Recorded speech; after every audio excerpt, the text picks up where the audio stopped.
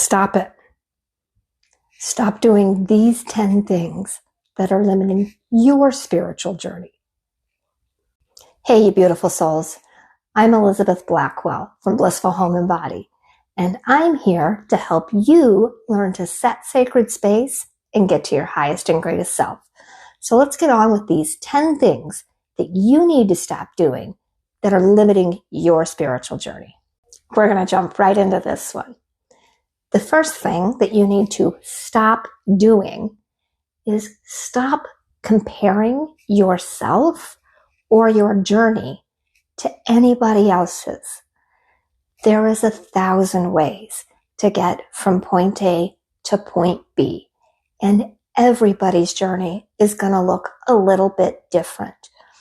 You are a different soul with different lessons, and there's a different path to get there. So don't compare where you are or even the steps that you're going through to anybody else's journey. It is about progress, not about perfection, especially when it comes to upgrading your soul and getting to that highest and greatest self. Number 2, stop ignoring your intuition. If there is something that you are repeatedly being pulled towards or away from, then you need to complete whatever that is, whether that is completing something along your spiritual journey, meaning going towards something, or releasing something. That a lot of times we can't get to that next step until we have either completed something in order to learn a lesson, or we have released something that is holding us back. So if your intuition is repeatedly telling you to do something, stop ignoring it. Number 3, stop clinging or holding on to negative or limiting beliefs. If you're not sure if something is a limiting belief, do this little test. Does the belief that I have support where I am trying to go? If it doesn't, then it's a limiting belief and it's holding you back along your journey. And my 3 big words are, if you say, I don't, I won't, or I can't. Those are usually 3 trigger words, which mean that it's probably limiting you in some sort of progress that you're trying to make. Number 4, stop neglecting your spiritual self-care. We all have those things that we need to do to pour back into ourselves. This may be things like meditation, journaling, ritual baths, cleansing your space.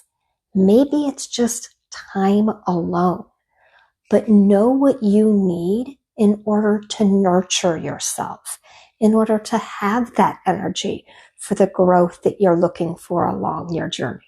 Remember, it's in these times which we usually find a lot of those discoveries and beliefs about ourselves. So make sure you're doing your spiritual self-care so that you have what you need along your journey.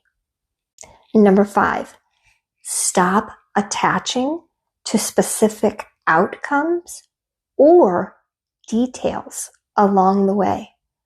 Of course, you want to have that image of whatever it is that you are trying to create and bring towards you. But one, you never want to say that you have to hit specific points along the way, because again, everybody's journey is different. But also, if you attach to specific outcomes, you may be limiting the universe. It may have a bigger, brighter version of what it's trying to bring towards you. And you never want to limit the universe when it's trying to hand you something amazing. Number 6 is a 2-parter.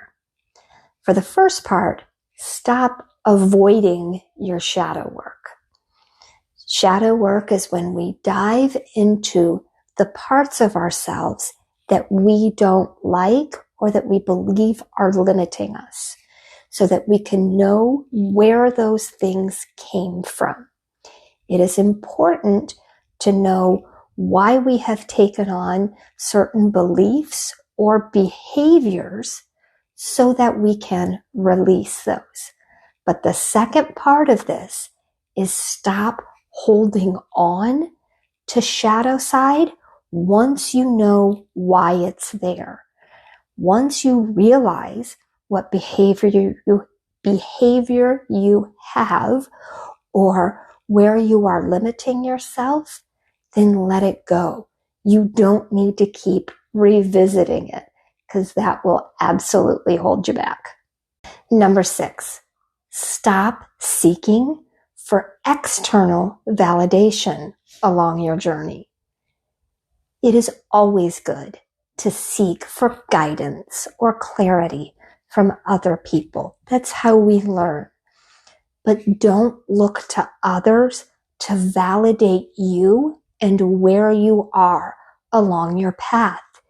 You are the only person that really knows where you are or where you're trying to get. So that validation needs to come from within you. Number 7, stop overcomplicating spiritual practices. This is one of those things within modern society.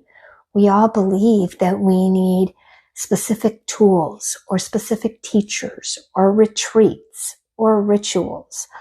Those things are nice to have, but they're certainly not needed for your spiritual growth. The only thing that you really need is yourself and where you're trying to get to. Everything else will come along to you exactly as it's supposed to. So stop overcomplicating things and just start moving along with the journey. I have messed up my numbers somewhere along the way, but there will be little tags along the bottom so you can know exactly where we're at. This is number 9, which is stop forcing your spiritual beliefs on others. Just like this is your journey and you need to go along it in your own way and in your own time, everybody else needs to go through their journey in their own way. And you need to wish them all the love and kindness along their journey. But don't force your methods or ways along to anybody else. Because truthfully, that turns you into a spiritual narcissist. And that will absolutely limit you. And number 10, stop giving up too early or at all. This is a journey, and you need to go through every part of it in the exact time that you are supposed to. Stop believing that you're supposed to be at a different point and going, it's not worth it, or I'm not manifesting, or I'm not getting there.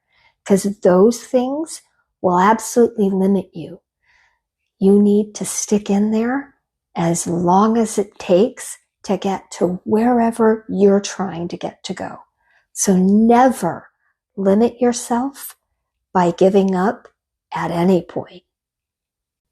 If you're along your spiritual journey, please think about subscribing here, because this entire community is about all of us getting to that highest and greatest place. And if these messages of things that you need to stop doing along your spiritual journey helped you out at all, please think about hitting that like button, as it really does help out small channels like this. So with that, I am sending you all so much light and love, and I hope you all are staying well, my friends.